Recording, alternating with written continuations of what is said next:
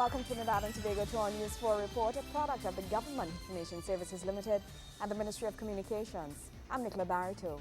Let's take a look at the headlines.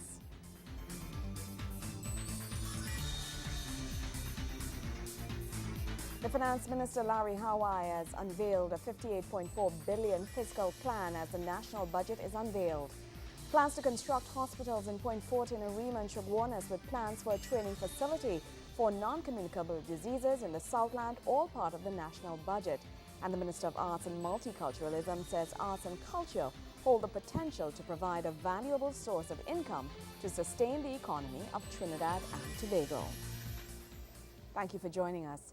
Finance Minister, the Honorable Larry Hawai, has unveiled a $58.4 billion fiscal plan with plans that will see government take measures that would steer the economy away from debt and achieve a growth in GDP. Making his presentation, the minister says the fiscal package will offer medium-term economic framework that will seek to bring about a stabilized economy.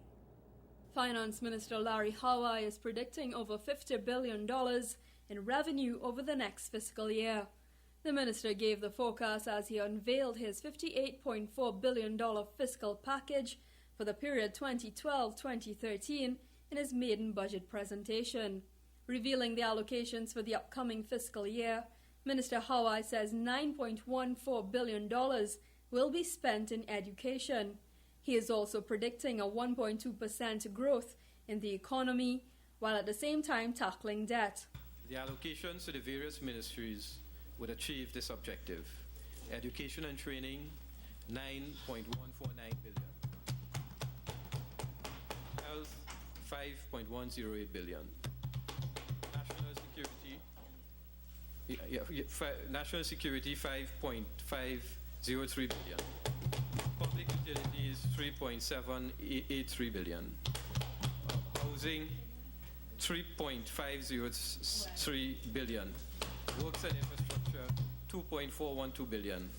Transport, $1.82 billion. And agriculture, $1.338 billion.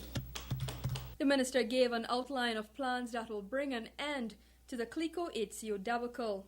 We shall incorporate a new insurance company into which those traditional policies and other assets will be transferred from CLECO. That company, new company, will continue to manage the traditional policies. We shall launch the CLECO Investment Fund on November 1st, 2012. And on January 2nd, 2013, trading will begin on the Trinidad and Tobago Stock Exchange for the units of those persons who exchange their 11 to 20-year bonds for units in the CLECO Investment Fund. This action will bring the CLECO matter to an end, having settled all the obligations committed by this government. In keeping with arrangements in place for similar funds, we have arranged in this budget for the income generated by the fund to be tax exempt in the hands of investors. He also speaks of the greater push in public and private sector partnership as he sees it playing a key role in diversifying the economy. The first initiative to stimulate growth and create new jobs is the expediting of public infrastructure. The government's role will be significant. In fiscal 2013, we are devoting $7.5 billion, or 4.5% of GDP, to the public sector investment program.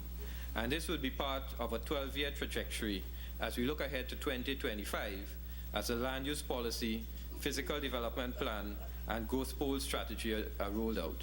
Minister Hawai adds that NIS benefits will be increased by 50%. All NIS benefits will be increased by an overall 50%, with the exception of the minimum retirement pension, which was already increased effective February 2012. In his fiscal package, the minister also outlined plans to tackle inflation head-on through the introduction of a commodity stabilization fund, as well as provide tax incentives through new legislation that will facilitate a growth in GDP. Kimberly Ramkalawan, News 4. The Finance Minister is also revealing plans to construct hospitals in Point Fortin, Arima and Chaguanas, with plans for a training facility for non-communicable diseases in the Southland, or that should be Southland. Meanwhile, one of the key projects being highlighted by the finance minister was the construction of the Debe UE campus. While commenting on the government-funded programs, including the GATE program, the minister says steps will be taken to boost institution accountability to government. He's also outlining plans to establish a nursing facility to alleviate the current shortage of nurses or the nurses situation in the country. Meanwhile, some of the other items on the minister's list is the tackling of crime. The finance minister says government will place emphasis in the fight against criminal activities as it looks to introduce GPS tracking technologies into police vehicles, as well as reintroduce highway patrols and naval operations in the monitoring of coastal borders in an effort to curb the entry of narcotics and illegal arms and weapons. The minister also revealed allocations for the transport sector as he announced plans to introduce new bus hubs for PTSC buses, while development of new shipping ports along the coast of Trinidad and Tobago. Tobago also received a heavy slice of the pie, $2.56 billion, with the majority of the budget given towards the development of the creative sector on the island. He adds that new airport facilities are on the agenda for the A&R Robinson International Airport, the Constituency Development Fund, which was expected to see $410 million equally distributed to all 41 constituencies in Trinidad and Tobago, will now be put on hold until the appropriate provisions are made when the legislation and associated controls are put in place. This year's budget has been pinned to an oil price of US $75 per barrel for the Trinidad and Tobago basket of crude and US $2.75 per MCF, respectively. More news after the break. Stay with us.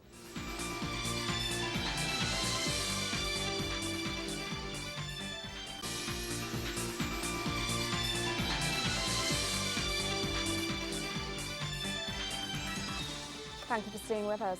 Minister of Arts and Multiculturalism, the Honorable Dr. Lincoln Douglas, says arts and culture hold the potential to provide a valuable source of income to sustain the economy of Trinidad and Tobago. His comments came as he commissioned the long-awaited National Academy for Performing Arts Center San Fernando campus. He adds that the world-class facility will provide a space for South artists to express themselves and showcase their talent not only in Trinidad and Tobago, but on a global scale. I now officially declare Napa South open. Thank you. May God bless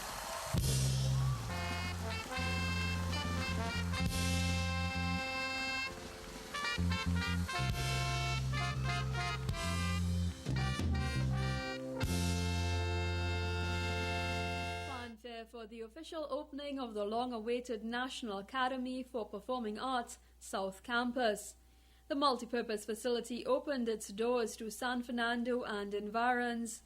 On hand for the ceremony, MP for the San Fernando West constituency and Public Administration Minister Carolyn Sipasad Bechan describes it as a manifestation of the cultural and artistic dreams of the many who paved the way for creative arts in the Southland. Today, as I see the dreams that people like James Lewa and Torrance Mohammed come to fruition, I feel really proud to be a San Fernandian. It is not just pride in all that we have achieved in arts, culture, and all their manifestations. Piano, painting, drama, debating, dance, carnival, ceramics, creativity. It is a pride in what I know we will do with these additional facilities. Minister of Arts and Multiculturalism, the Honorable Dr. Lincoln Douglas, says the space will provide an avenue for not only showcasing our talents, but an opportunity to develop the arts sector, which has the potential to add to the diversification of our economy. that we as a people and as a government can no longer place such heavy reliance on our oil and natural gas for our sustenance and our sustainability. Indeed, the issue of diversification of our economy and how we can find other ways to support ourselves is very critical. The world is changing rapidly and constantly challenging us to seek new and innovative ways to secure our continued growth and development. He adds the investment into spaces like this is about leaving a legacy of culture for generations ahead. As producers of mass and carnival and steel bar, we must think prophetic. We must think 2014 and 15 and 16 and 17 and so forth, 2050. And what are we going to leave for this nation? And how are we going to maximize on all this beauty and wonder and creativity that we have? That we will not just settle for beating a pan or playing a pan. We will think about the whole, owning that industry. The National Academy for Performing Arts South Campus boasts of a moving stage, as well as multiple classrooms for the training of artists, 2 theatres, seating for over 800 patrons, and parking accommodations. When I see how we have grown, slavery through colonialism, and we standing tall and moving on as an independent nation.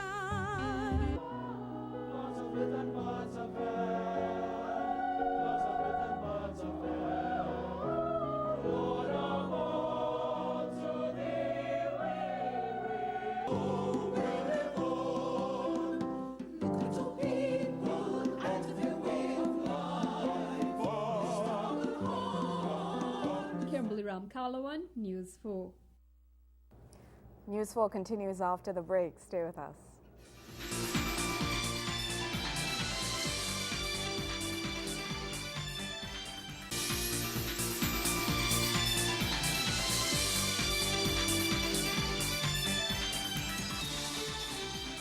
A tree planting ceremony was held at the Montgomery Moravian Church grounds in Tobago to commemorate this country's 50 years of independence.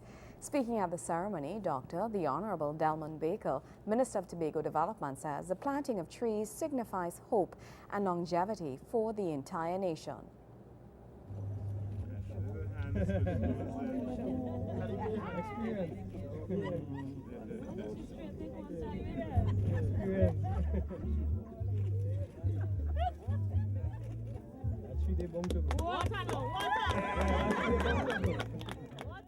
The Minister of Tobago Development says by planting a tree, it gives citizens an opportunity to commit to this dynamic nation of Trinidad and Tobago, to prosper and to become exemplars for the youths and for the rest of the world.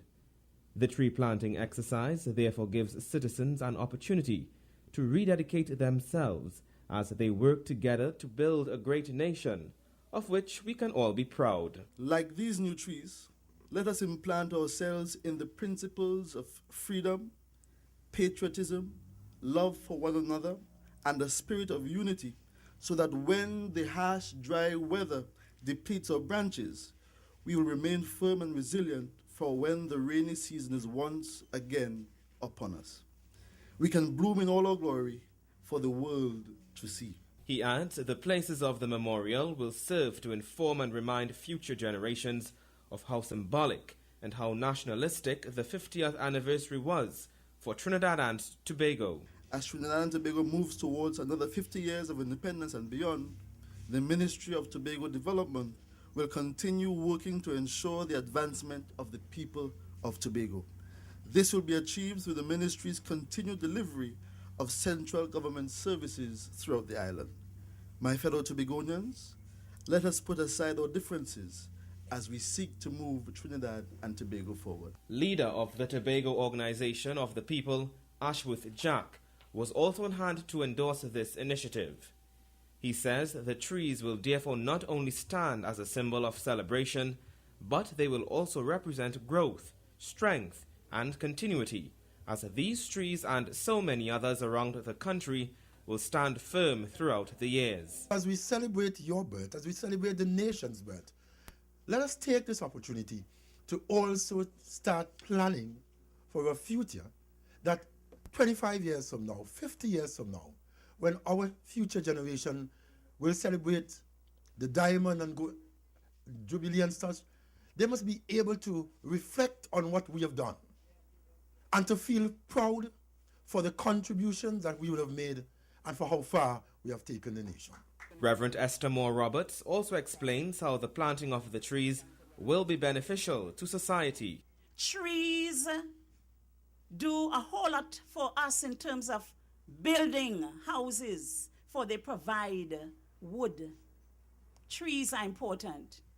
And the Moravian Church has always been in the business of planting trees in terms of persons in society who will bring beauty to God's creation, who will help us get rid of the negatives, the carbons, and in its place breathe out peace, joy, love, patience, all those beautiful things. We bloom. Joseph Lopez, News 4.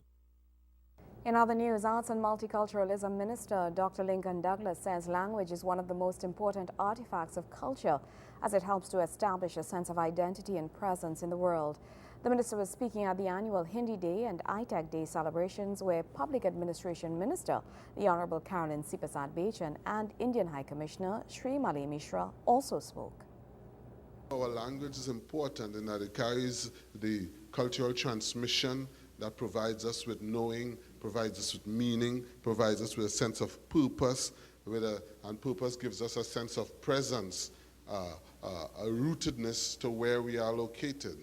So we know that Hindi is attached to the India and to Hinduism and to other forms of spatial connection. So the language connects you with a sense of presence in the world. Arts and Multiculturalism Minister Dr. Lincoln Douglas expressing his sentiments on the significant role that language plays in the promotion of culture. Also speaking at the event was the Public Administration Minister, who outlined several measures currently undertaken by this country to facilitate the teaching of Hindi in Trinidad and Tobago. Hindi is the second most spoken language in the world, and according to UN Secretary General Ban Ki-moon, during the 8th World Hindi Conference at the United Nations in 2007, Hindi is a language of harmony and understanding. This has certainly been harmony and understanding between Trinidad and Tobago and India. And in fact, there are many programs and activities to support the growth of Hindi as an additional language. His Excellency Srimali Mishra is emphasizing the significance of language in the success of a civilization. If you want to know a civilization, you start with the language. His language is like the key to the box in which the civilization, the magic of civilization is. So unless you know the language, it's very difficult to know the civilizational diversities, how it unfolds before you. It is very difficult to know through another medium. And it is very difficult to study a civilization or a culture through another medium. It has to be known through its own proper medium. That's why the importance of Hindi. He says Hindi workshops are currently being hosted to train teachers in the area so that they will be able to teach others the language. We are organizing workshops for Hindi teachers. We know that there is a shortage of good Hindi teachers, and therefore we want to inculcate Hindi teaching as a part of our Hindi program also. So while we are teaching Hindi to students, we are also developing the teaching curriculum for the teachers of Hindi so that they in turn can teach in a better way in Hindi in various classes. We have now, I think, about 300 students in 7 centers all over the country. Veena Bharath, News 4. More news after the break.